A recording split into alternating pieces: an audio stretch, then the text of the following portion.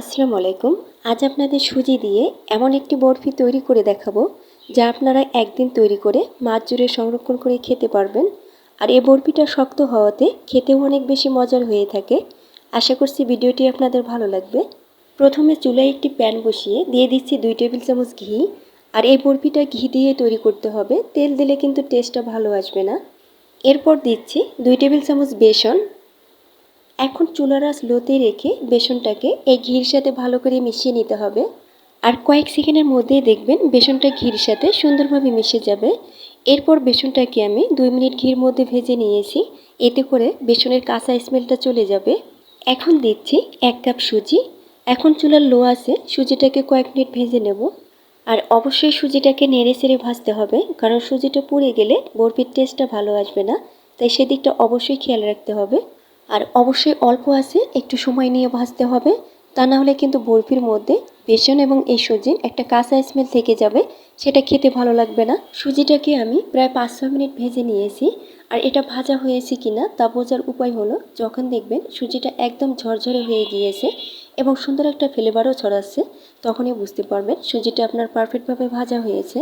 সবশেষে 2 টেবিল চামচ গুঁড়া দুধ অ্যাড করে দিচ্ছি। এটা হাতের কাছে থাকলে অ্যাড করবেন, না থাকলে সমস্যা নেই, তবে দুধটা অ্যাড করলে বরফির টেস্টটা ভালো আসবে।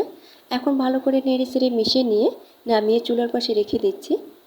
এখন একটা শিরা তৈরি করে নেব। এর জন্য নিচ্ছি 1 কাপ চিনি। এরপর পানি দিয়ে দিচ্ছি হাফ কাপের থেকেও কিছুটা কম। যতটুকু চিনি নেবেন তার অর্ধেক পানি দিতে হবে। এরপর দিচ্ছি 2টি এলাচ। আর অবশ্যই মুখটাকে ফাটিয়ে দিতে হবে, এতে করে ফ্লেভারটা সহজে বেরিয়ে আসবে। আর এখানে 1 কাপ সুজির জন্য আমি 1 কাপ চিনি ব্যবহার করেছি, এতে করে একদম পারফেক্ট মিষ্টি হবে।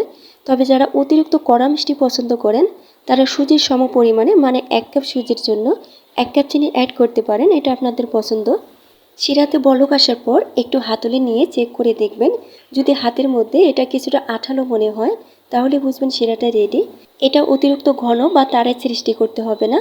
একটু আঠালো হয়ে আসলেই আগে থেকে ভেজে রাখা সুজিটাকে দিয়ে নেড়ে চেড়ে মিশিয়ে নিতে হবে। তবে তার আগে অবশ্যই এলাচ দুটোকে উঠিয়ে ফেলতে হবে, কারণ বরফিটা খাওয়ার সময় এটা দাঁতের নিচে পড়লে সেটা খেতে ভালো লাগবে না। এখন সুজিটাকে অনবরত নাড়তে হবে, তা নাহলে কিন্তু নিচে লেগে যাবে। আর যতক্ষণ পর্যন্ত না সুজিটা ঘন হয়ে আসছে ততক্ষণ পর্যন্ত এভাবে নাড়তে থাকতে হবে। আর চুলার আঁচটাকে আমি লো থেকে সামান্য বাড়িয়ে রেখেছি। আর কিছুক্ষণের মধ্যেই দেখবেন সুজিটা ঘন হয়ে এসেছে। আর যখন দেখবেন এরকম ঘন হয়েছে এবং প্যানের গা ছেড়ে দিয়েছে, তখনই বুঝবেন একদম পারফেক্টভাবে রেডি। এর থেকে বেশি ড্রাই করবেন না, তাহলে কিন্তু বরফিটা সেট করার আগেই শক্ত হয়ে যাবে। সবশেষে 1 চামচ ঘি দিয়ে দিচ্ছি। এখন ঘিটাকে ভালো করে মিশিয়ে নেওয়া হলেই নামিয়ে নেব। আর যে পাত্রে বরফিটা সেট করবেন সে পাত্রটাতে আগে থেকে ঘি মেখে রেডি করে রাখবেন, কারণ এটা নামানোর পর দ্রুত শক্ত হয়ে আসে। এখন গরম থাকা অবস্থায় এটাকে সমান করে দিতে হবে। এরপর কিছুটা নরম থাকা অবস্থায় আপনার পছন্দ মতো কেটে নেবেন, কারণ পুরোপুরি শক্ত হয়ে আসলে এগুলো কাটতে অসুবিধা হবে। আমি লম্বাটে শেপে কেটে নিচ্ছি, তবে আপনাদের পছন্দ মতো যে কোনো শেপেই কেটে নিতে পারবেন। বরফিটা কতটা পারফেক্ট হয়েছে সেটা দেখেই নিশ্চয় বুঝতে পারছেন। আর এই বরফিগুলোকে আপনারা যে কোনো বক্সে রেখেও মাস জুড়ে সংরক্ষণ করে খেতে পারবেন।